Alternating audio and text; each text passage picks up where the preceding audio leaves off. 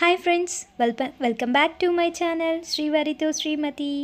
ఇవాళ నేనైతే ఒక స్పెషల్ అండ్ సింపుల్ రెసిపీని మీతో షేర్ చేసుకుంటున్నాను.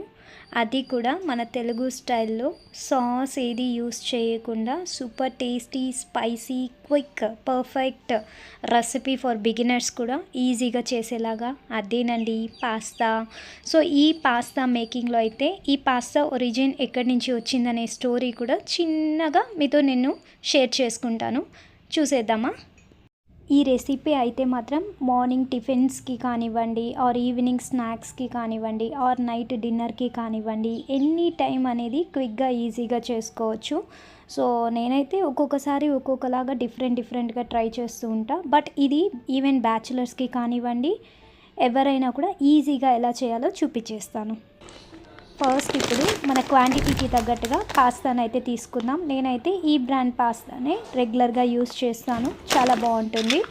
సో ఇలా మన మెజర్మెంట్కి తగ్గట్టు నేనైతే ఇక్కడ 2 కప్స్ పాస్తాని ఒక ప్లైన్ కుక్కర్లో అయితే తీసుకొని యాడ్ చేసుకుంటున్నాను. ఇలా 2 కప్స్ పాస్తాని మనం యాడ్ చేశాక దీనికి తగ్గ వాటర్ కూడా మనము యాడ్ చేసుకుందాం.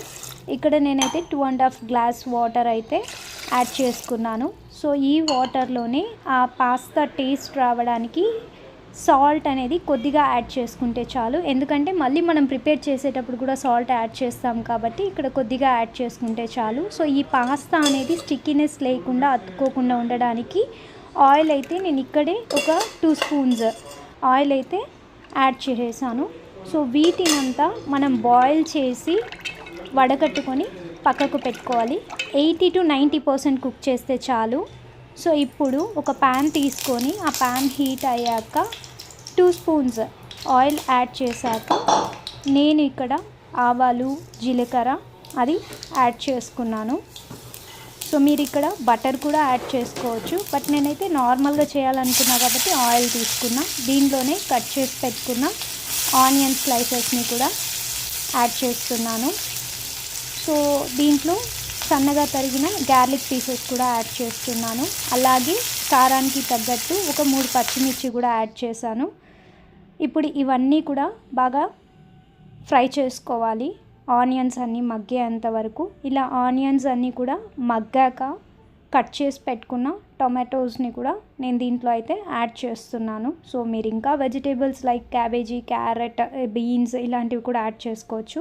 బట్ నేనైతే ఆనియన్, టొమాటో, మిర్చి ఇది 3నే నేను మెయిన్గా యూస్ చేశాను. సో ఇప్పుడు కొద్దిగా కరివేపాకు కూడా యాడ్ చేసుకొనేసి ఇవన్నీ బాగా. So pasta from Italy. Pasta అంటే కేవలం ఇటలీ వాళ్ళకే కాదు, ఇది అసలు ఇటలీలో తయారైంది. యాక్చువల్గా చెప్పాలంటే రోమ్ కాలంలో గోధుమ పిండితో ఈ పాస్తా తయారు చేశారు వాళ్ళైతే. ఇది ఓవరాల్ వరల్డ్ వైజ్గా బాగా స్ప్రెడ్ అయింది. బట్ మన ఇండియన్ స్టైల్లో, స్పెషలీ తెలుగు స్టైల్లో సింపుల్గా ఎలా చేయాలి అనేది నేను దీంట్లో అయితే చూపించాను.